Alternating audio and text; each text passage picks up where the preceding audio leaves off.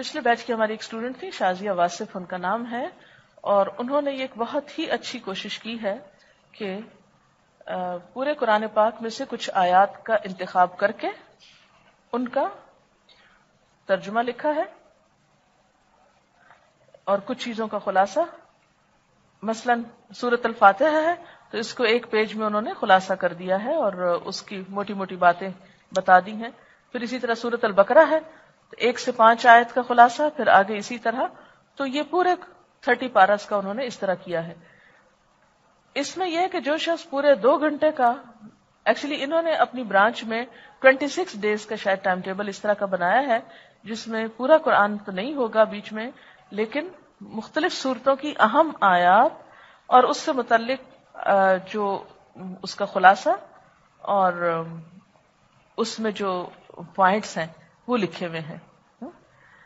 مثلا آیت 183 سے 188 تک یہ جو رمضان کی آیتیں ہیں انہوں نے اس کے بارے میں لکھا ہوا ہے. روزوں کا مقصد حصول تقوی، اللہ کا احساس، اس کی محبت اور خوف، تقوی کے حصول کے طریقے، رمضان میں کرنے کے کام. نمبر 1 روزوں کی تعداد پوری کرنا. نمبر 2 قرآن کے ساتھ تعلق. نمبر 3 تکبیرات. نمبر 4 اللہ کا شکر ادا کرنا، دعا کا اہتمام کرنا، سحری کھانا، اعتکاف کرنا.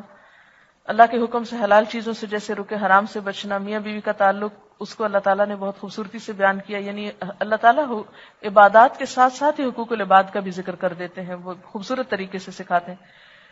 پھر اسی طرح مختلف آیات کے نمبر کے ساتھ انہوں نے طریقہ کار اپنا یہ لکھا تھا. اس کا انہوں نے طریقہ کار بھی بتایا ہے کہ یہ انہوں نے لکھا ہے کہ آپ سے آخری ملاقات کے بعد میں نے دورہ قرآن کے لیے منتخب آیات کو بہت مختصراً خلاصہ کیا ہے. وقت جتنا ملا اور دماغ نے جتنا ساتھ دیا اس حساب سے یہ ٹوٹی پوٹی کوشش ہے. اس کو کمپائل کرنے کا مقصد صرف یہ تھا کہ جو محنت ہم نے کی ہے اس سے چند اور لوگ بھی فائدہ اٹھا لیں. میٹرو سے جو لسٹ ملی تھی منتخب آیات کی وہ ایک حد تک ملتی جلتی تھی لیکن کئی جگہ مختلف بھی تھی.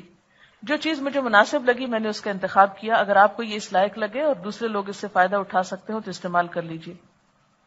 ایک بہت خوبصورت احساس جو مجھے ہوا اس دوران وہ آپ سے شیئر کرنا چاہوں گی. قرآن رمضان میں دوسروں تک پہنچانا ہے، یہ احساس تھا پورے کے بجائے وہ حصہ جو لوگوں کا شوق ابھارے. کیونکہ پچھلی جو ہماری میٹنگ ہوئی تھی یہاں پر اس میں ایک سجیشن یہ دی گئی تھی کہ ایک تو ہے پورا پارے کا ترجمہ کرنا 2 گھنٹے میں کم از کم، لیکن سب کے پاس 2 گھنٹے نہیں ہوتے.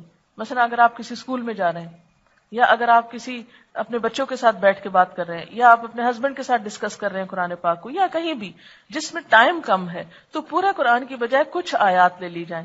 لیکن لوگوں کو قرآن سے کسی نہ کسی طرح مانوس کیا جائے اور بتایا جائے کہ یہ کتاب کہتی کیا ہے. جو لوگوں کا شوق ابھارے، ان کے شعور کو بیدار کرے اور ان کی فطرت کو اپیل کرے وہ چننا تھا.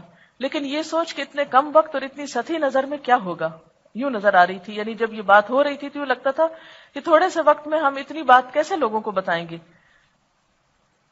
پورا کر لینے کے بعد یعنی جب انہوں نے کام یہ کر لیا، پورا کرنے کے بعد مجھے اندازہ ہوا کہ اتنے تھوڑے دنوں میں پورے قرآن سے گزرنے کا الگ ہی لطف ہے. کبھی کبھی we lose sight of the forest for the trees. We lose sight of the forest for the trees. اتنی گہرائی میں چلے جاتے ہیں کہ ہم بالکل سامنے کی چیز یعنی روح کو نظر انداز کر جاتے ہیں. ایک دین کی تصویر ملی جو اور ایک خلاصہ سمجھ میں آیا. وہ بہت ہلکے پھلکے پڑھنے میں نہ آتا تھا. کون سی باتیں بار بار دہرائی گئیں وہ راسخ ہوتی گئی. بالکل ایسے ہی جیسے ایک کھیت میں اتر کر فطرت سے قریب ہو کر بے انتہا مسرت اور لطف محسوس ہوتا ہے، لیکن انہی کھیتوں کو جہاز سے اڑتے ہوئے دیکھو تو الگ ہی حسن نظر آتا ہے. نگاہ ہٹانے کا دل ہی نہیں چاہتا. پوری تصویر نگاہ میں ایک ہی ٹائم میں سما جاتی ہے. یعنی جب آپ کھیت کے اندر ہوتے ہیں تو چھوٹی چھوٹی ڈیٹیلز دیکھتے ہیں نا، جیسے کلاس میں آپ دیکھتے ہیں ہر پتا ہر کلی، اس ورڈ کا روٹ کیا ہے، اس کی مختلف تفسیریں، اس کا ایک پوائنٹ یہ ہے دوسرا تیسرا.